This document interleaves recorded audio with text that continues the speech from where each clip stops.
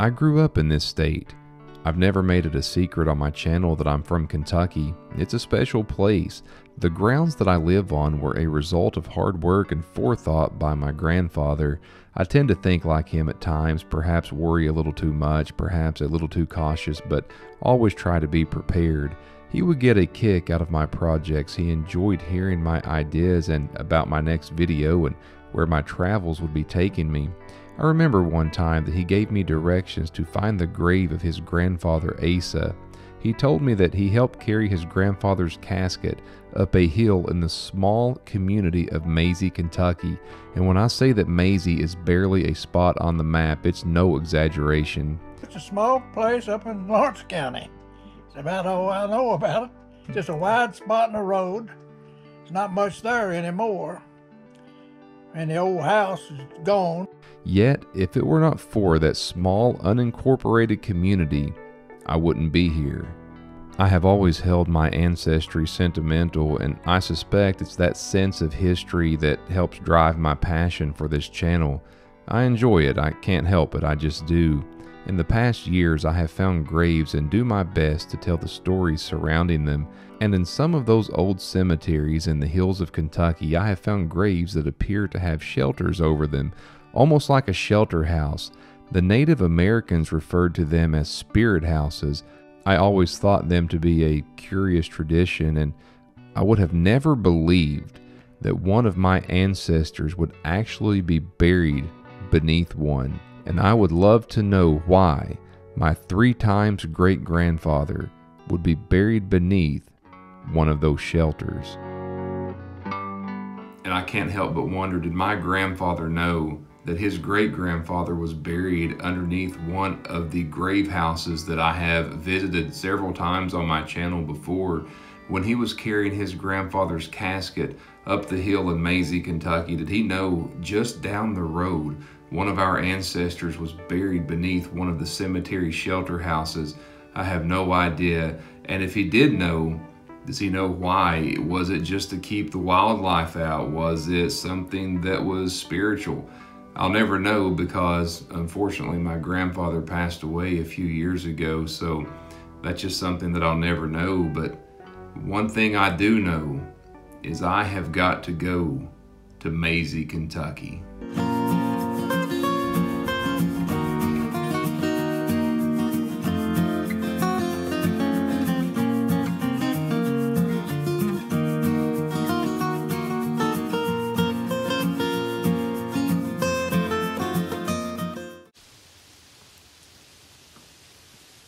It's a small place up in Lawrence County. It's about all I know about it. Just a wide spot in the road. There's not much there anymore. And the old house is gone. Used to be a post office there, and there used to be a church there. I've heard Mother tell, after her and Dad married, from where we lived at Hitchens to where she was at in Maisie, they took a wagon and got what she had for housekeeping. An all-day journey up there and all days back. I've heard her tell it was 5 years before she was back to Maisie from Hitchens. And I didn't know a grandpa on my dad's side or my mother, grandmother, and I only knew him on my mother's side. And you could tell if she wasn't back home for 5 years, I probably didn't see him till I was 5 years old. And you didn't have a close relationship as they have now. You just didn't. That's just the way it was.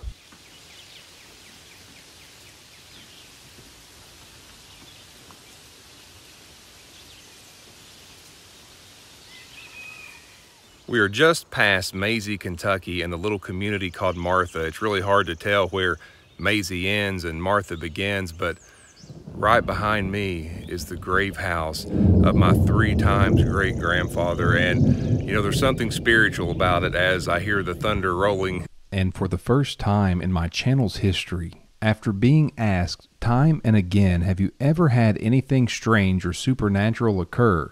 I'm going to say that yes, I have had something strange happen, and it was caught on video and you all are seeing it today. I wouldn't necessarily say supernatural. But standing here beside of the grave house of my ancestor, as soon as I started talking about him and as soon as I mentioned a sense of spirituality, thunder began rolling. Right behind me is the grave house of my 3 times great-grandfather, and there's something spiritual about it as I hear the thunder rolling. Could this be a connection between my spirit and that of John James Hay? I have no idea, but I will say that stranger things have happened. We are in the land of my ancestry. We are in Lawrence County, Kentucky, in a little community called Martha, which is right next to Maisie. And like I said, it's hard to tell where one ends and one begins. If it's a combined 3 miles long, I'd be surprised. Although I have visited grave shelters before, and although I have visited graves with stone tents on them, I've even visited dollhouse graves, I have never seen a structure like this one before. This one is fully enclosed with a window on the front and an access door. It is a little nerve-wracking opening the door. I have spent years filming cemeteries and finding odd graves. I would have never dreamed that I would find one of my ancestors buried in a structure like this. We are at the final resting place of my 3 times great-grandfather, John James Hay.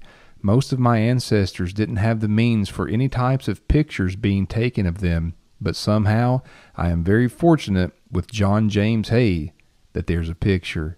This would be the great-grandfather of the voice you heard earlier, my grandfather.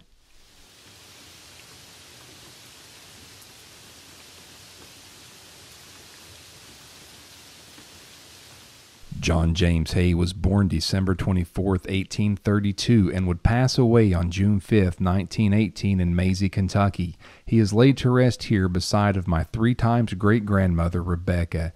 John and Rebecca Hay. Much like the rest of this area of Kentucky, John's occupation was listed as a farmer. I thought it was very interesting when I found his death certificate, and it revealed that he passed away due to carcinoma of the face. I could not find Rebecca's death certificate nor a picture of her. With light rain falling upon the countryside and the landscape that only northeast Kentucky can provide, I am here to honor my ancestors today. Without them, I would not be here.